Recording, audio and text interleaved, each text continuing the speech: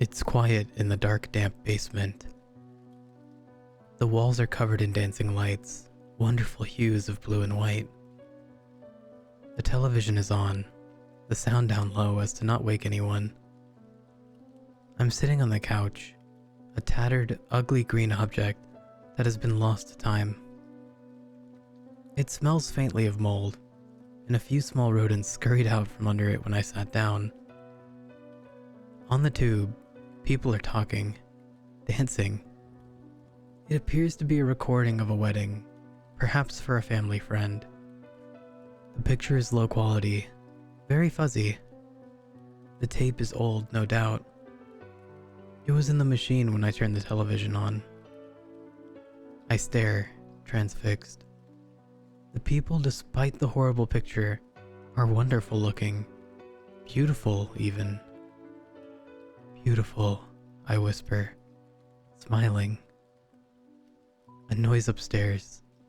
The sound of someone walking down the stairs makes me jump, and I stand quickly and quietly, slowing my breathing even though I know they can't hear me. With one hand, I shut off the television, and now every inhale and exhale sounds as loud as a fan blowing air directly into one's ears. I creep to the bottom of the stairs, still alarmed. I'm not supposed to be down here, and it's late. Perhaps the family heard me, or maybe it's an intruder. The new thought strikes terror into my heart, and the pumping and thudding in my ears grows louder as my pulse races.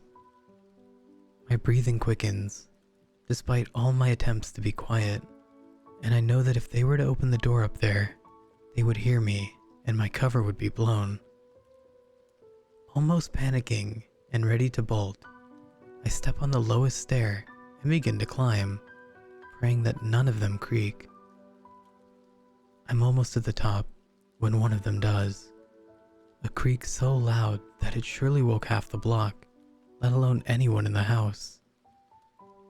I hear shuffling on the other side of the door, padded feet scurrying through the room. A female voice calls out, calling for a man or perhaps a boy. It does not matter. The name is not mine. I freeze where I stand, raising my hand to strike if the door opens. Slowly but surely, it creeps open, keeps opening, and the woman on the other side is not scared yet. She's not screaming yet, and I understand that the shadows are hiding me from sight. But then, she flicks the switch for the stairway light, and I attack, swinging my hand towards her face as hard as I can. Her eyes go wide, and her mouth opens in a surprised O shape, a split second before her head goes flying and her body crumples to the ground, blood pumping out of her neck and flowing across the floor and pooling at my feet.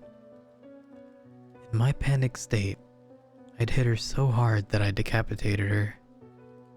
That coppery smell fills my nose, and my heart rate becomes steady. There is not a single sound in the house, not even a mouse. I step into the room and flip the switch for the light, closing the door behind me. Once again, submerged in complete darkness.